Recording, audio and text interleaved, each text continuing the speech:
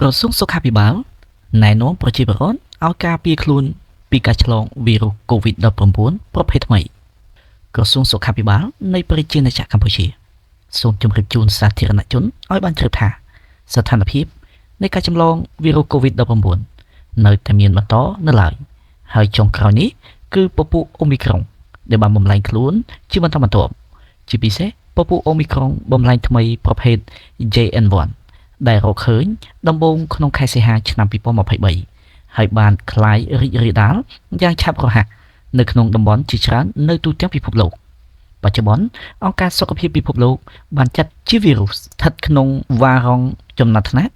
ដោយសារតែរីករាលដាលយ៉ាងឆាប់រហ័សនិងលក្ខណៈជីវសាស្ត្ររបស់វាត្រឹមពាក់កណ្ដាលខែមីនាឆ្នាំ2025អូមីក្រុងបំលែងថ្មីប្រភេទ JN1 ត្រូវបានរកឃើញមានជាង 15% នៃករណីជំងឺ COVID-19 ដែលបានរកឃើញនៅទូទាំងពិភពលោក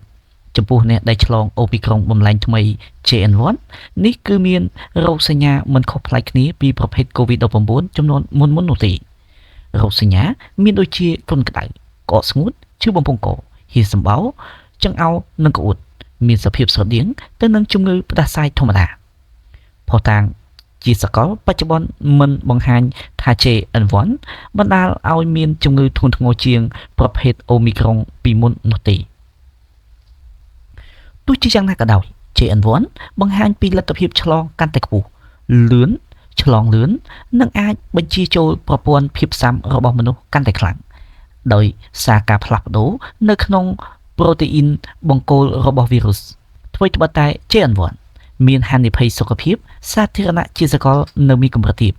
បន្តការប្រុងប្រយ័ត្នគឺចាំបាច់ជាពិសេសចំពោះបុគ្គលដែលមានហានិភ័យខ្ពស់នៃការចម្លងជំងឺរួមមានអ្នកមានប្រព័ន្ធការពាររាងកាយខ្សោយជំងឺរ៉ាំរ៉ៃប្រចាំកាយទឹកនោមផ្អែមលើសឈាមជនចាស់ជរាស្ត្រីមានផ្ទៃពោះជាដើមទន្ទឹមនឹងនេះនៅក្នុងប្រទេសកម្ពុជាយើងនាប្រមាណខែចុងក្រោយនេះការចម្លងវីរុស COVID-19 នៅតែបន្តកើតមាននៅឡើយដែលតម្រូវឲ្យបងប្អូនប្រជាពលរដ្ឋទាំងអស់ត្រូវបន្តយកចិត្តទុកដាក់ការពារខ្លួនឲ្យបានហ្មត់ចត់ជប់ជានិច្ចជាពិសេសនារដូវវស្សាខាងមុខនេះអាស្រ័យហេតុនេះក្រសួងសុខាភិបាលនៃប្រជាណាចក្រកម្ពុជាសូមអំពាវនាវដល់សាធារណជន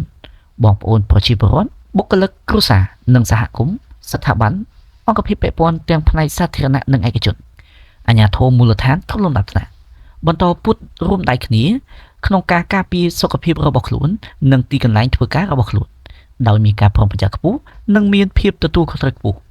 បន្តអនុវត្តវិធានការសុខាភិបាលឲ្យបានខ្ជាប់ខ្ជួននិងគ្រប់គ្នាក្នុងនោះពាក់ព័ន្ធនឹងការការពារនិងការចាក់វ៉ាក់សាំង COVID-19 នៅដូសជំរុញបន្ថែមទៀតដើម្បីបញ្ជៀសនៅការរីករាលដាលនៅក្នុងសហគមន៍ក្នុងគ្រួសារនិងស្ថាប័ននានាដែលអាចកើតមានជាយថាហេតុវិធានការបង្ការការអនុវត្តឲ្យបានខ្ជាប់ខ្ជួននៅអនាម័យដោយលាងដៃឲ្យបានញឹកញាប់ជាមួយនឹងសាប៊ូនិងទឹកស្អាតក្នុងរយៈពេល40នាទីឬជាមួយអាល់កុលតែក្នុងរយៈពេល20នាទី